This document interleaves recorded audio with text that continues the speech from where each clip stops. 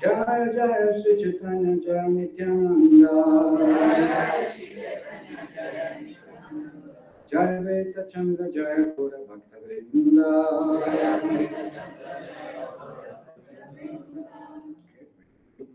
From Sri Chaitanya Charitamrita, this is Adi Lila, chapter 4, entitled The Confidential Reasons for the Lord's Appearance, text 35. Om Gyanat Mindasya Giranjana Chakra Yena Tasmai Shri Namo Namo Vishnu Padaya Krishna Krishna Bhutala Shrimate Bhaktivedanta Swami Nityananda Namaste Saraswate Devi Guravan Pracharya Vishesha Srinivadi Vajra Jai Shri Krishna Chaitanya Prabhu Nityananda Shri Advaita Gadadhara Shri Gaura Bhaktivinoda Hare Krishna Krishna Krishna Hare Hare Hare Rama Rama Rama Hare Hare. Okay, any points from last discussion? Anybody can recollect something? Yes? Only when your heart is purified, Leelas of Krishna will be revealed to you by Guru or Krishna. Who said that? You said. Text it.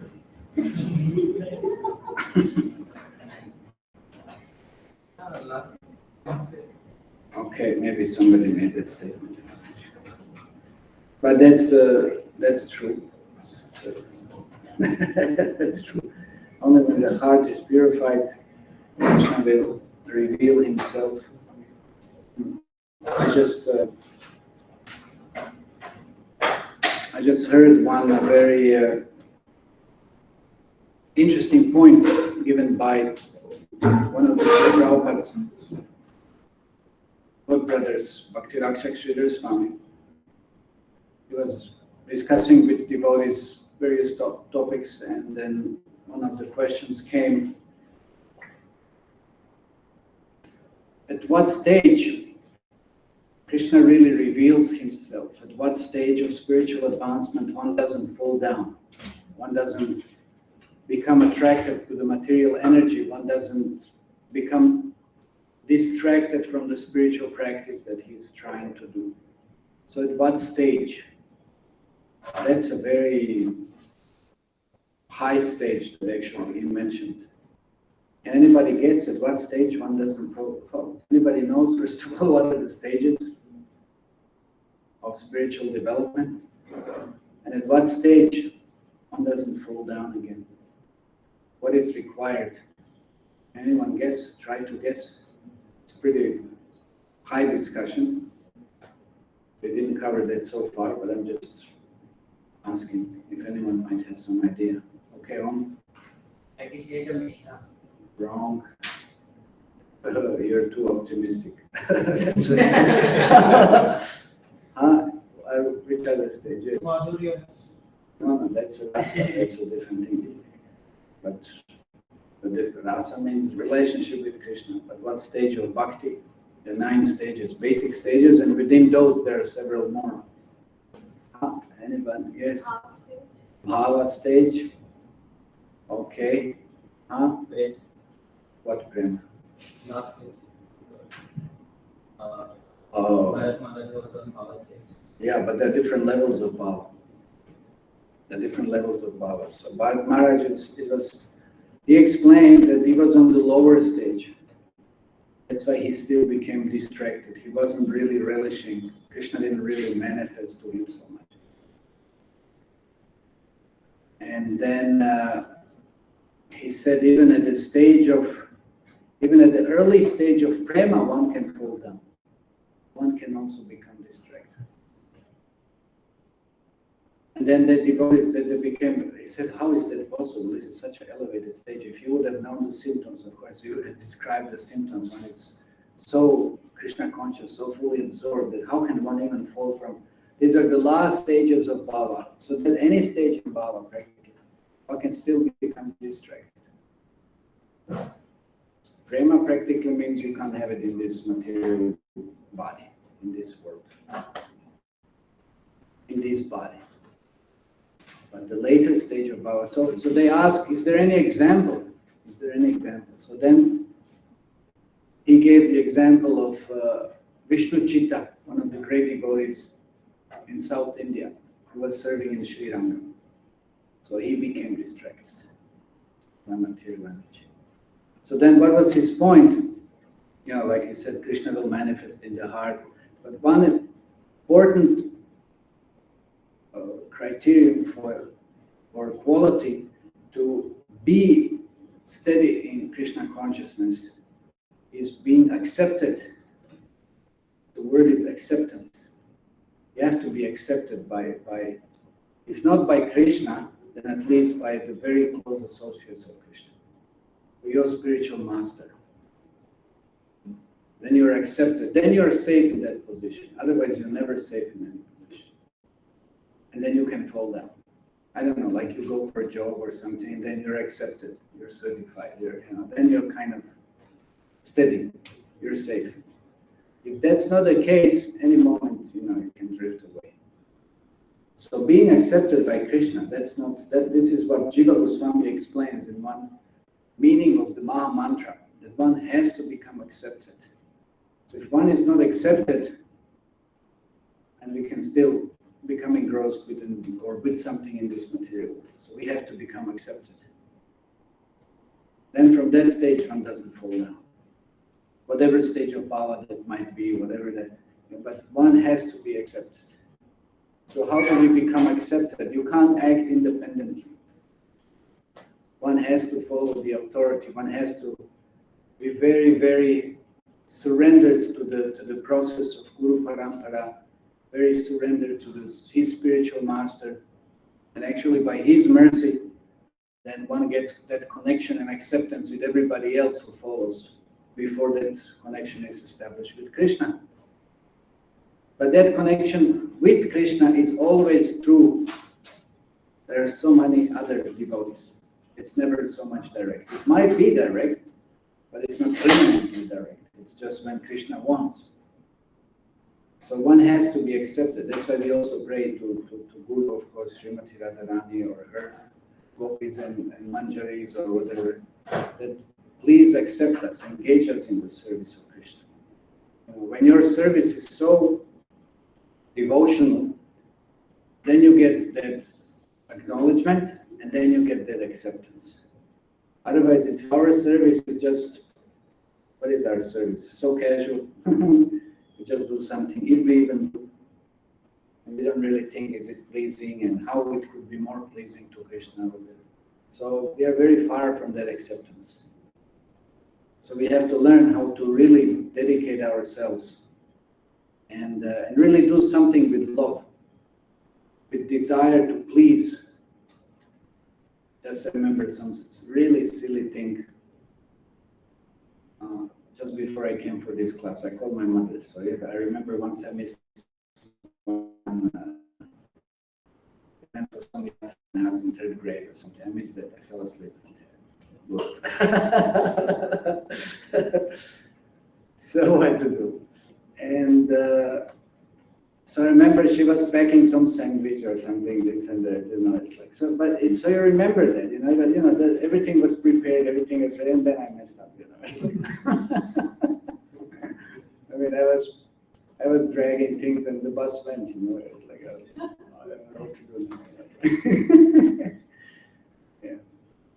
So, I mean, some things that have been done, of course, mostly we remember somebody doing something like this, you know, remember, you know, there was some love, there was some desire to please, there was some desire to assist, some things, so remember these things. You know? So, but we have to be focused, we have to have desire, that kind of desire, we have to have that kind of surrender in spiritual life. We want to serve Krishna. We are not so distracted with what is my position, but we are really focused that what do we do to attract Krishna's attention, to do something for him. Of course, what is it that he needs? There's nothing he needs. He has everything. But he wants our attention because he knows that we will not be happy in this material. This is why material energy, she has very ungrateful task. And of course, Krishna appreciates her endeavors to bring living entities back to him. And what is her endeavor? First of all, she doesn't like living entities offending Krishna, so she keeps them under her control. She keeps living entities under her control.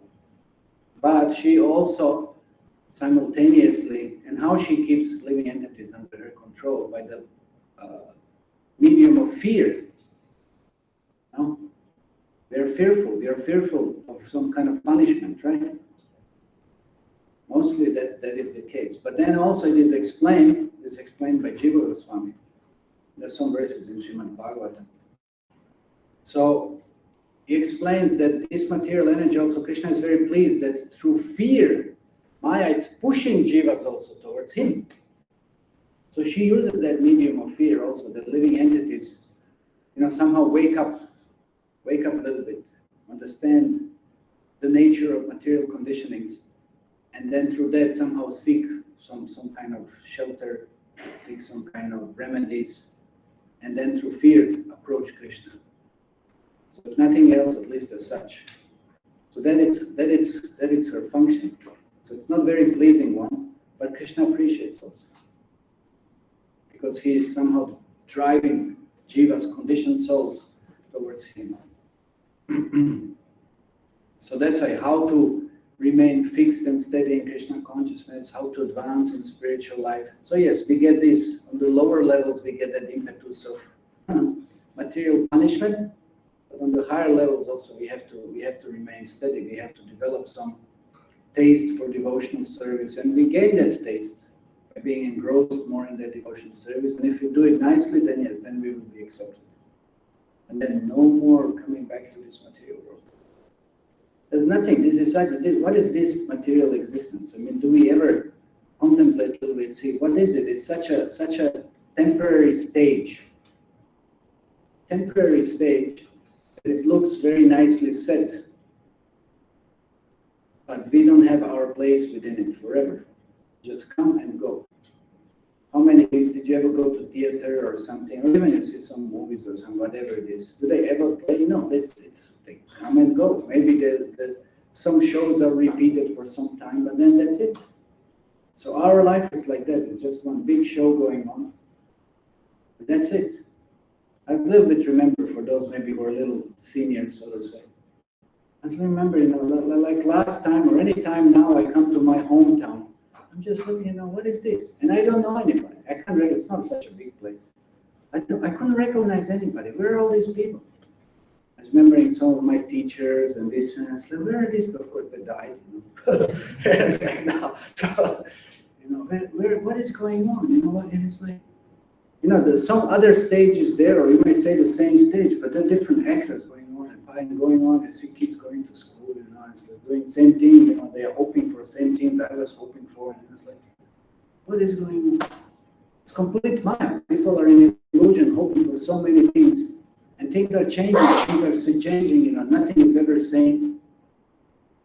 And I felt like, really, what am I doing here? There's no substance, there's nothing I can really relate to, because I don't know anybody, things have changed. So this is material world. Every moment things are changing. Of course, every moment you can say we are forming some kind of newer relationships or whatever else. But we should understand everything is temporary. Everything aside of spiritual practice is temporary. Things come and go, things come and go. And now, what we discussed about attachment, some other classes before, anyway. Attachment meaning being ignorance, because it's temporary. What is the point of becoming attached to something and trying to make that stage very comfortable stage? It's ignorant. It's a waste of time. Because any moment someone or something else will make it uncomfortable. That's a material nature. And then because we commit so many sinful activities due to ignorance, and we also receive so many different kinds of reactions due to that kind of ignorant action. So then Maya sets in and creates so much fear. Fear of losing what we have. Fear of being punished. Fear, so many different types of fear. The greatest type of fear being moment of death. Then what will happen next? Where do you go? But we don't think about that until it happens, but then it's too late. So that's the nature of material existence. So that's why Krishna is trying to remind us. That's what this life it's meant for. To try to develop some attraction towards Krishna, understand who is Krishna, who is Chaitanya Mahaprabhu, why did he come, what are his teachings, to attract us to something that is permanent, not to something that is temporary. That's why he displays all these different pastimes, wonderful pastimes, beautiful pastimes. That's why, yes, Madhurya Rasa. Adbhuta Hari. Krishna is very sweet. Everything about Krishna is sweet. Everything about Krishna is sweet. And it's very close, it's very intimate. It's not very distant. Like Gaudiya Sampradaya especially, Krishna is at everyone's reach. Of course, as I said, we have to qualify by becoming accepted. But at least we can hear about Krishna's pastimes. Even now. We may not take part in it yet, but at least we can listen and relish. Krishna is not distant. It's not like he has some big crown, like go to Balaji or something. He has a crown, I don't know, that's something. He has many crowns. That's not just one. I can have a special darshan, 25 lakh crown, I don't know, maybe even more. The diamond crown, this and that. But what does Krishna do? Krishna, his mother also, she is a queen of Raja, Vaishya queen. She also has so many jewels and so many this and that, and she puts, when Krishna goes to forest, she puts so many different pearl ornaments, necklaces, this and that, decorates Krishna. But when Krishna comes to forest, there's so many monkeys and Krishna, they come and jump around Krishna, and Krishna takes this and then he puts on them. He doesn't care about his pearls and this and that. Then what he does, then he takes something else. There are so many of his coward friends, and they take these poison berries, gunjamala.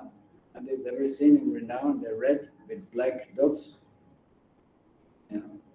Gunja berries. They represent Radharani. Chaitanya Mahaprabhu had received those.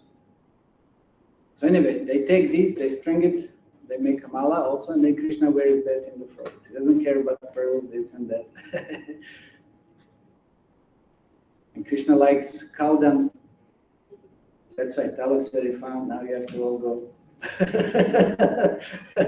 You can have some experience. Krishna likes cow dung. Doesn't care about this Aishwarya opulence and that mood. No, he likes cow dung. Because it was funny, when Krishna showed the universal form to Mother Yashoda, she thought, ooh, what is this? She thought maybe I have fever, or maybe some Bhuta has come. Adbhuta or something, I don't know. It's something wrong going on here. Some big mess, So she immediately called the Brahmanas. She said, please, sprinkle Krishna immediately with cow urine, everything. And they started smearing cow dung, and all the coward boys, they're laughing. See, Krishna was good. So Krishna felt so embarrassed. He was all smeared with cow dung, just for protection. And they showed that to protect him from all the different, this subtle, this one and that one. So Krishna is all covered and covered boys are laughing. Krishna is thinking, oh no, Never will I again do something like this, show the universal form to my mother.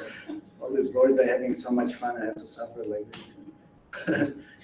So Krishna is decorated like that. This is Madhurya Bhav. It's part of the Madhurya Bhav. Or parental love, whatever, but displayed in Vrindavan mood. Not so much opulence, this and that. So when we hear about such pastimes, then we can be engrossed in Krishna and become engrossed in Krishna's activities. Like every morning we pluck champa flowers. We have a little garden here behind, and some people come pluck champa flowers for Krishna. So once Radharani also wanted to pluck one special flower. You know that story? And Krishna somehow managed, he climbed on that tree before she came. And he hid himself in the branches. She didn't see.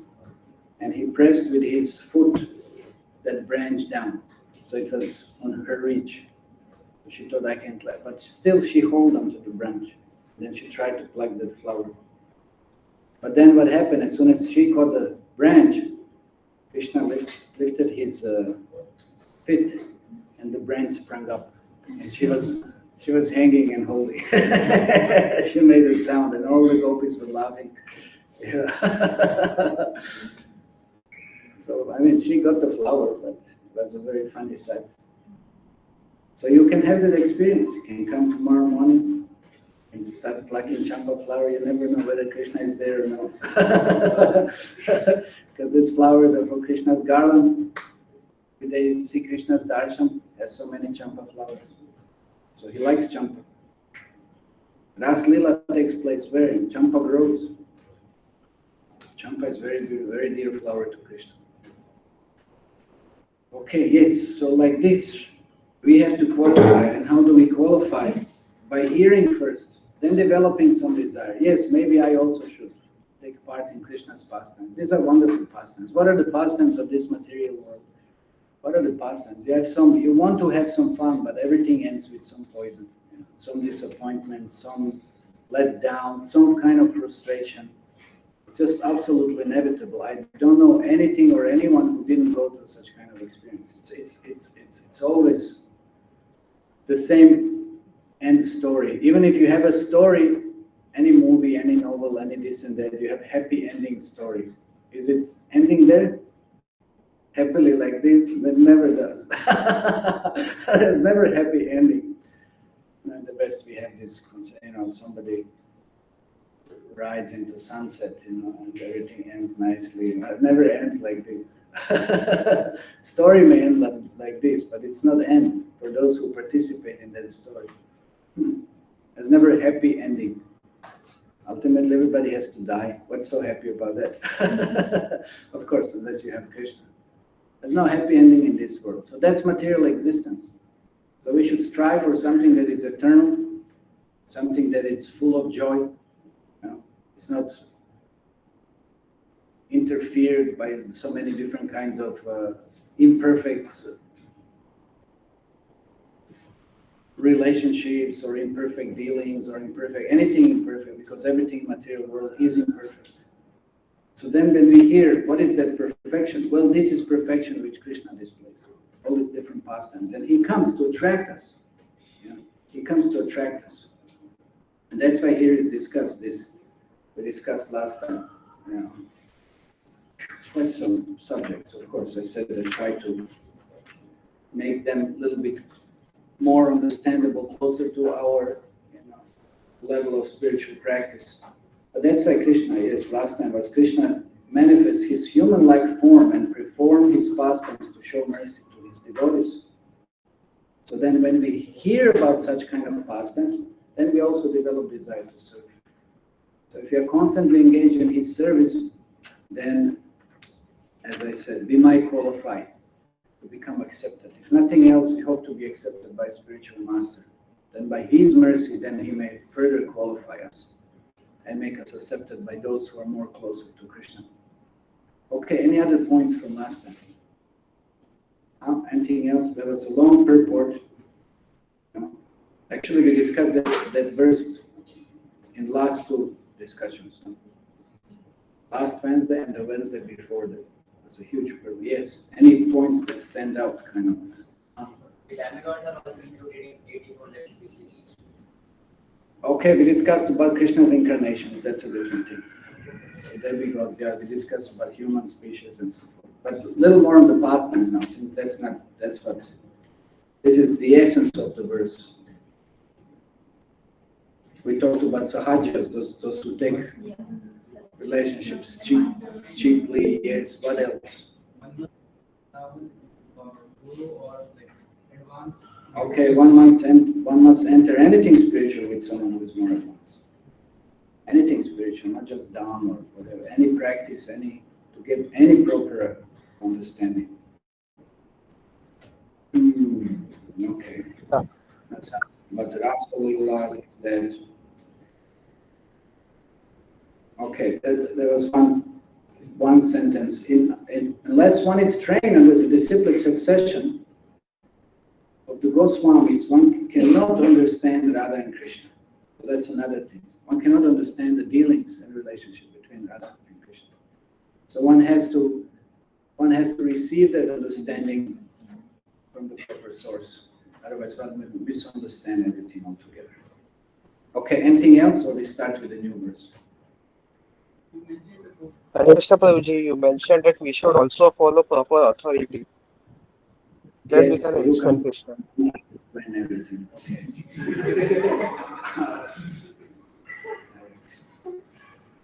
How to black flowers. Okay.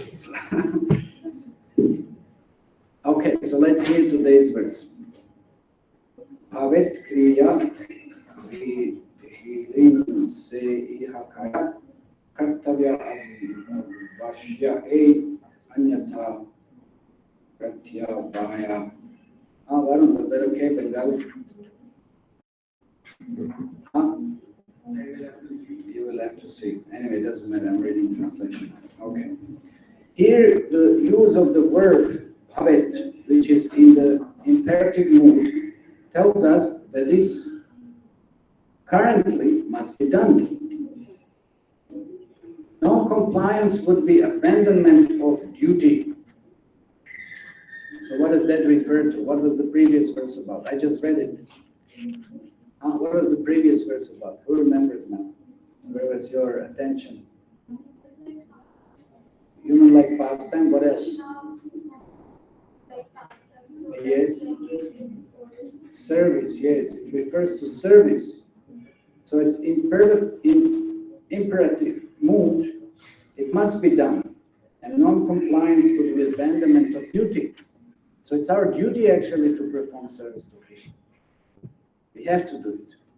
Okay, so in the purport, Srila Prabhupada explains this imperative is applicable to pure devotees. Neophytes will be able to understand these affairs only after being elevated by regulated devotional service under the expert guidance of the spiritual master. Then they will too be competent to hear of the love affairs of Radha and Krishna. So that's the entrance keys, so to say, to understanding the pastimes of Krishna. We have to definitely hear those pastimes, because again, if you don't hear, how will we become attracted? But again, if you hear, like in last verse it has been described, if you hear from non-authorized source, non-qualified source, then one can be misguided, one can completely misunderstand, and even become offensive. So therefore, anything in the spiritual practice has to be done in a guided way. Nothing is done whimsically, and nothing is done by imposing. Usually, what do?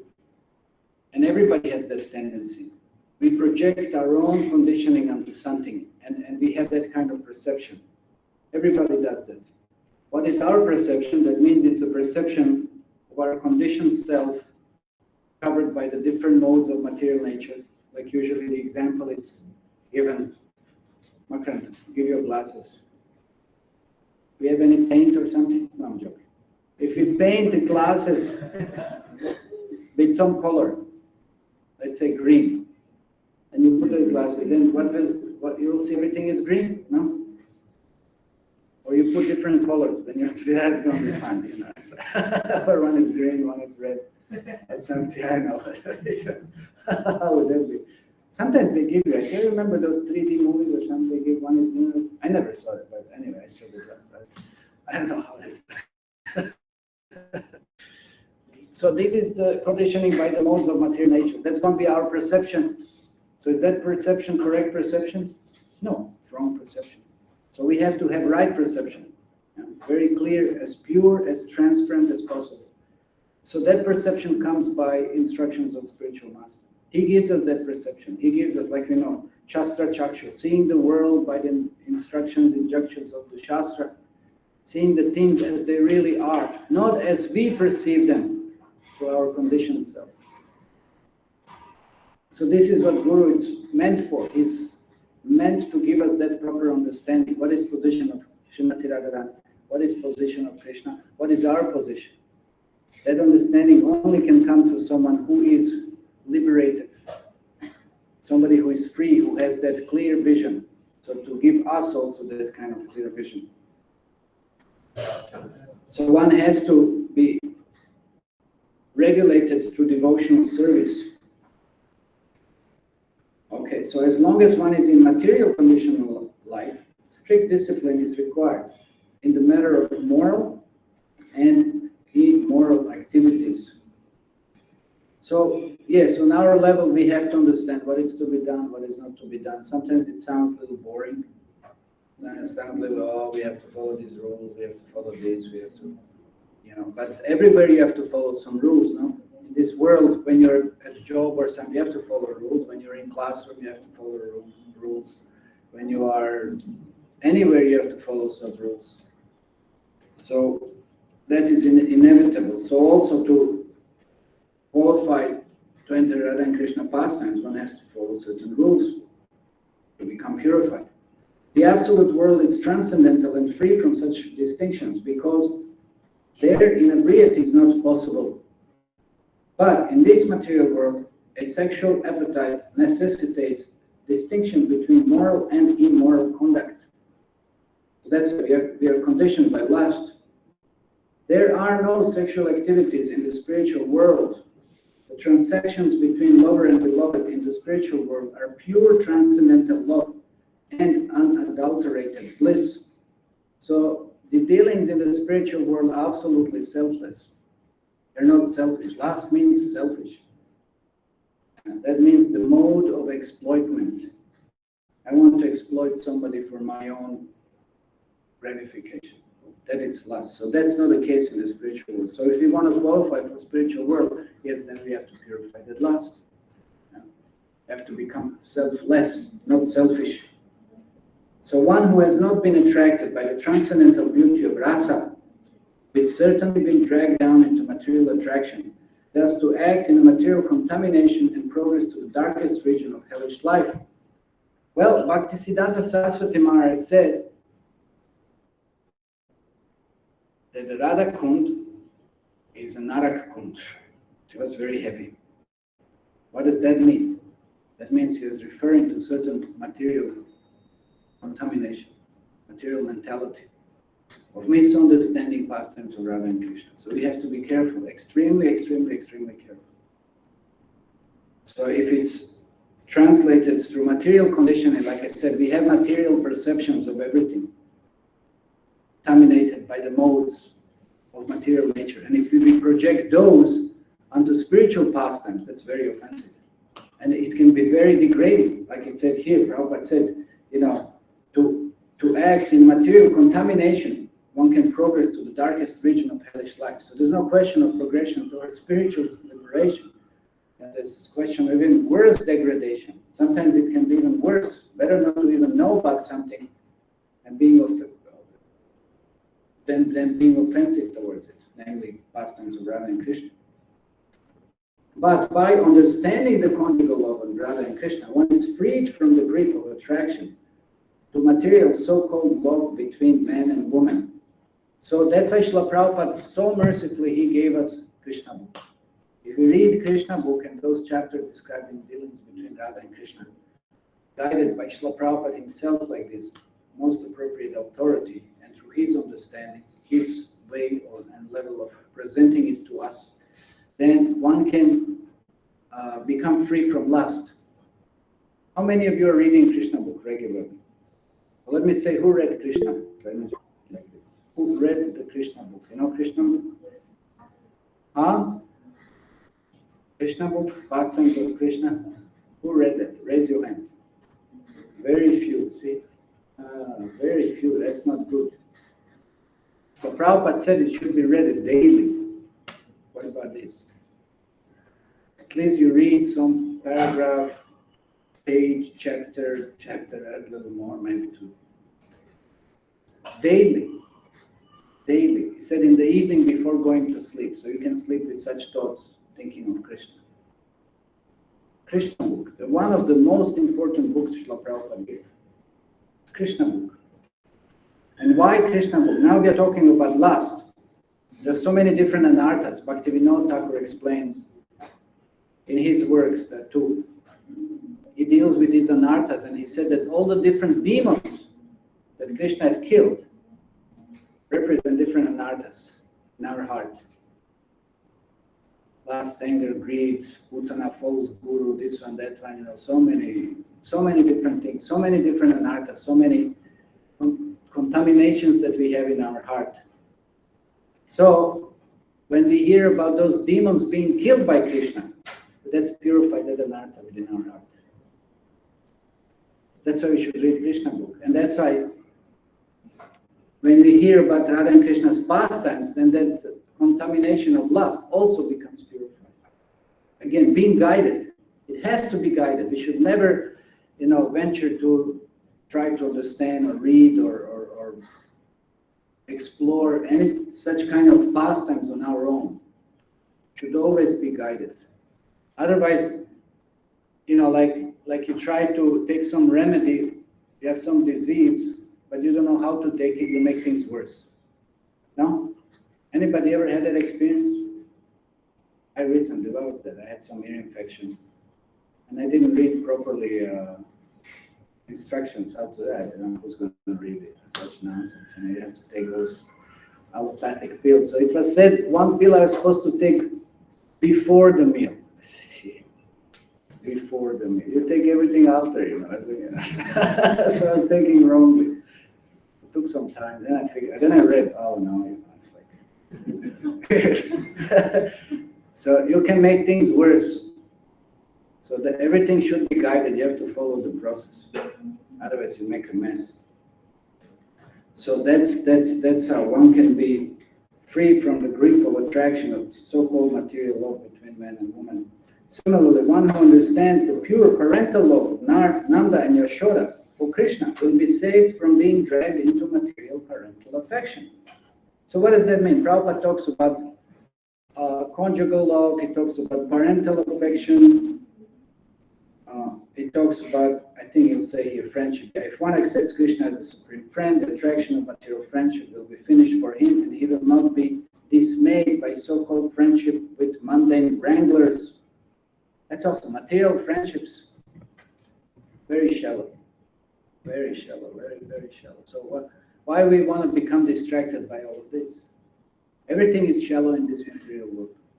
So Srila Prabhupada is pointing out, yes, we have natural propensity. We have natural propensity for conjugal attraction, for parental love, for friendship, for so many different, for service. It's a natural propensity of a living entity, but it's wrongly reposed with the wrong mood towards the wrong persons or objects. That's the problem.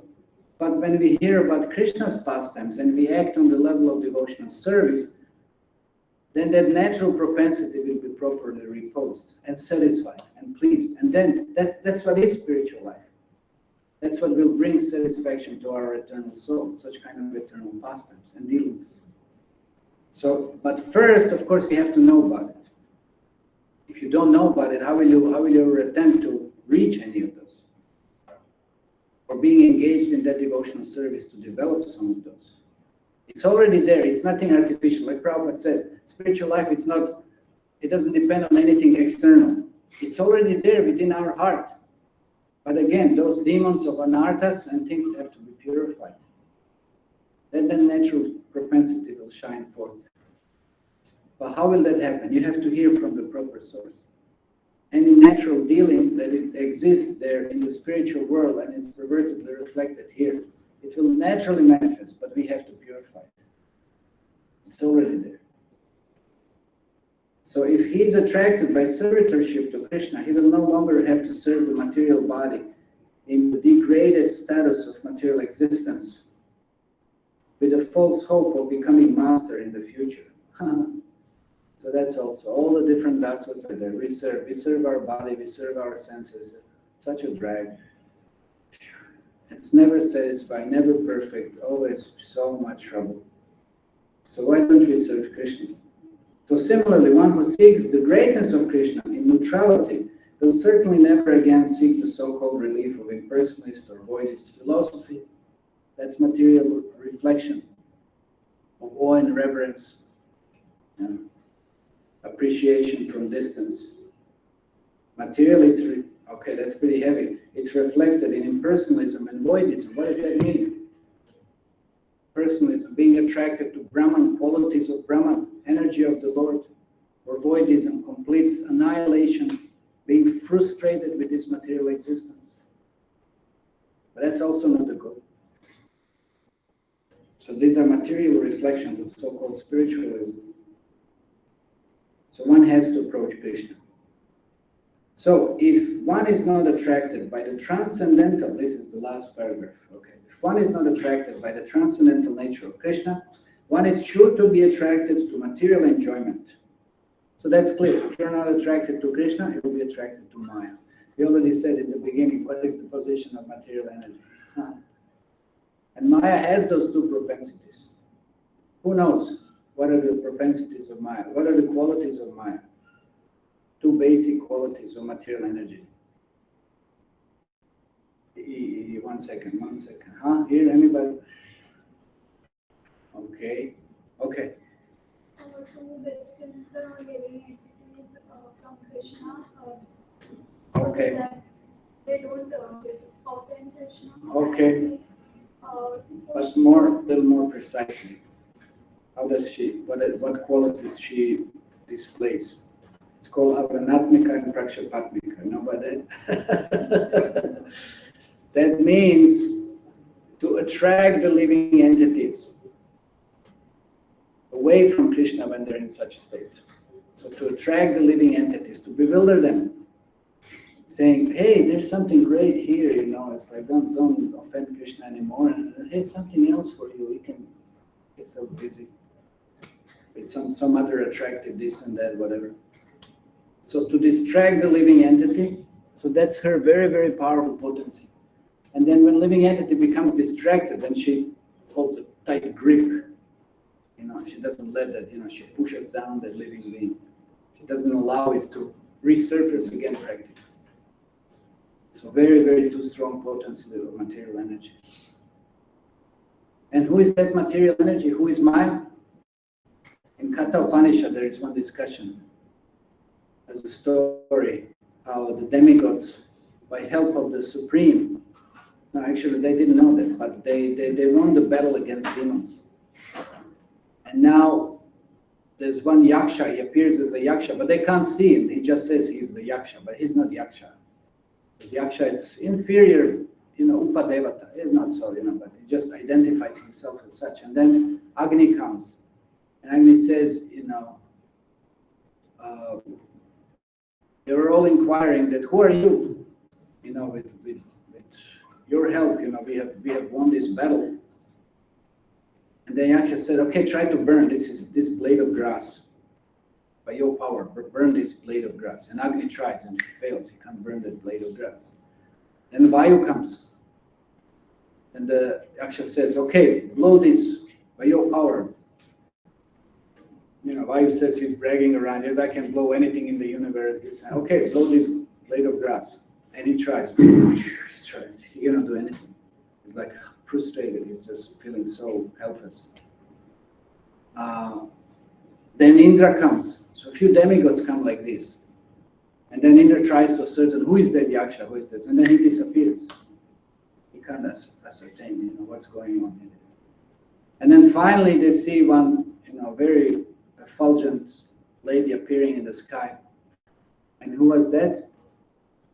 That was Uma. Yeah, okay, Durga, Uma, Parvati. Yeah. So as it says, so she comes and she disclosed, she said, they all asked, who was that? Who was that? Who? By whose mercy did we won the battle? So she said, that was the Supreme. That was the Supreme. So that Uma, she is the Maya. She has that Durga, she has that potency. She is creating this kind of illusion and distractions in this material world for us. If you're not serious about Krishna. So therefore, if one is not attracted by the transcendental nature of Krishna, one is sure to be attracted to material enjoyment. That's why people pray to Durga, right? Give me this. Janam Dehi, Tam Dehi, Dehi. What is that? How's that going? Give me this, give me that. Yeah. So foolish. And Prabhupada said, we are praying to Durga, give me this, give me that, and she's pricking with a trishul, she's punishing us. How foolish we are. Yeah. So thus, one is sure to be attracted to material enjoyment, thus to become implicated in the clinging network of virtuous and sinful activities, and to continue material existence all by transmigrating from one body to another. So only in Krishna consciousness one can achieve the highest perfection of life. Hare Krishna. Okay, so any questions or comments on this verse? So what did we discuss? To have a little summary, maybe that's also, I guess, required. What did we discuss? Who remembers what did we discuss now? It's the same question I will ask next Wednesday. So better remember something or not something down. Okay, any questions? Yes? You discussed about two qualities of Maya. Huh? Two qualities of Maya. Okay. First one was the attractive and Okay. What was the second one? To attract and then keep them down, keep them bound. Not allowing them to, gain relief from that grasp and burden and false attraction to something else, except Krishna. Yes? Prabhuji, you said that we Be accepted. Yes, we have to be accepted. Otherwise, that means acceptance means qualification. We have to qualify. How do you go to the spiritual world? You cannot just, crash the parties. That's some expression, you cannot be a party breaker or something, just, crash in, hey, here I am, how is it, It doesn't work. Why do we have giant Vijay at the gate entrance of Vaikuntha? Why there are 4 entrances to Vaikuntha, no? And there are so many gatekeepers, and there's so many doors. Every door there are gatekeepers, and they'll scan you. Like nowadays, they have this crazy scan. It's really, last time I was in Calcutta airport, they freaked out. This is some news. They came up with some crazy, now you have to scan this, that. It's really madness going on. So crazy, Anyway, so they have so many gatekeepers. They'll scan you. They'll understand. Are you having proper mood to enter Vaikuntha or not? You have a proper ticket, entry ticket. I remember when. Anyway, it's all Maya. Anyway, better not to remember Maya. I have so many different kinds of ways of entering somewhere. So they'll scan you. If you're not qualified, you won't be allowed. That's it. So one has to become accepted. What is acceptance? The mood of surrender, mood of service, desire to please Krishna, freedom from all these anarthas. What is that?